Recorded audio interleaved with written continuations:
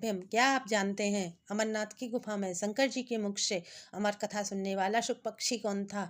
अमरनाथ की गुफा में जिस शुक पक्षी ने शंकर जी के मुख से अमर कथा सुनी थी, वह पक्षी कौन था? आज हम आपको यह कथा सुनाएंगे। एक बार की बात है, माता पार्वती जी ने शंकर जी से अमर कथा सुनाने की प्रार्थना की, तो भगवान शंकर माता पार्वती को अमरनाथ की गुफा में ले गए और जोर जोर से डमरू का नाद किया, जिससे वहां रहने वाला कोई भी वहां न रहे। अमरनाथ की गुफा में शंकर जी अमर कथा सुनाने लगे। तभी वहां एक सुख पक्षी आ गया और अमर कथा सुनने लगा। छठवें दिन की कथा का प्रसंग सुनकर पार्वती जी मुग्ध हो गईं और उसी प्रसंग का चिंतन करने लगीं।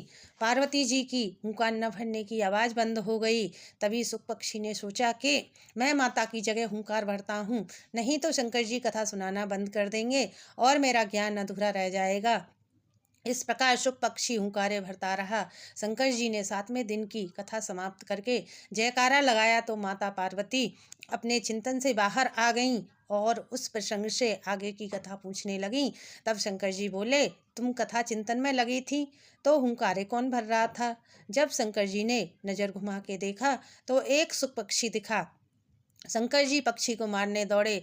तभी वह पक्षी हिमालय की तरफ दौड़ते हुए बद्रीनाथ की तरफ चला गया।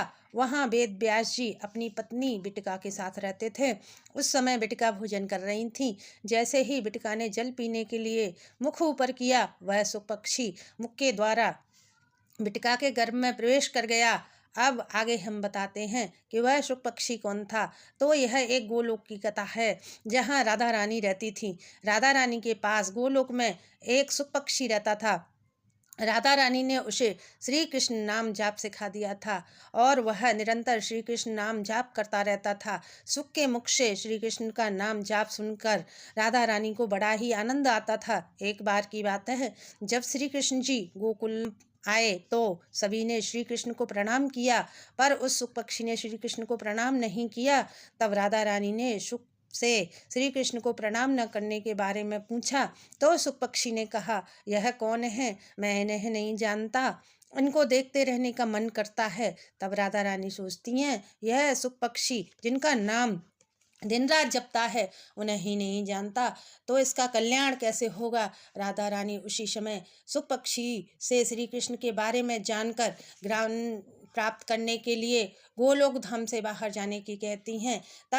उस समय शंकर जी पृथ्वी पर अमर कथा माता पार्वती को सुना रहे थे और वह राधा रानी का शुक पक्षी ही अमरनाथ की गुफा में बिना दंड की चिंता किए शंकर जी से अमर कथा सुनने के लिए बैठ जाता है। जब शंकर जी उसे मारने दौड़े तो वह वेद व्यास जी की पत्नी बिटिका के गर्भ में प्रवेश कर गया और बिटिका के गर्भ में 12 वर्ष तक रहा। एक दिन बिटिका वेद व्यास जी से कहती हैं, मुझे लगता है कोई मेरे गर्भ में वेद मंत्रों का उच्चारण करता है। तब वेद व्यास अपनी दिव्य दृष्टि से देखकर कहते हैं कि एक सुख पक्षी तुम्हारे गर्भ में है। तब वेद व्यास जी सुख पक्षी से जन्म लेने की कहते हैं। इस प्रकार सुखदेव जी का जन्म होता है। सुखदेव जी पिता वेद व्यास और माता बिटिका से आज्ञा लेकर हिमालय पर निर्गुण ब्रह्मा की उपासना करने चले जाते हैं।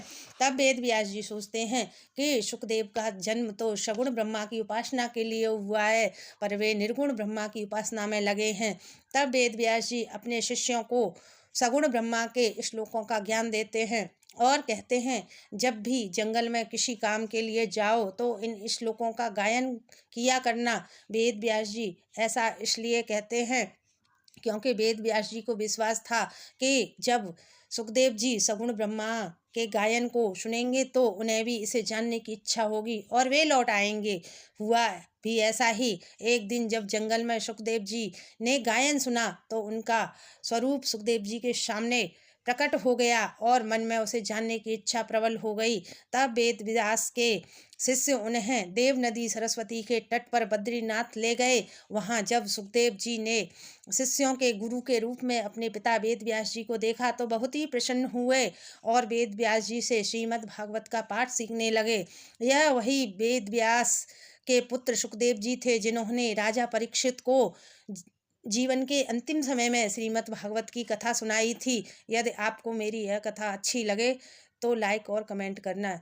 जय राधे कृष्ण, जय श्रीमद् भागवत महापुराण। श्री शिवाय नमस्तु।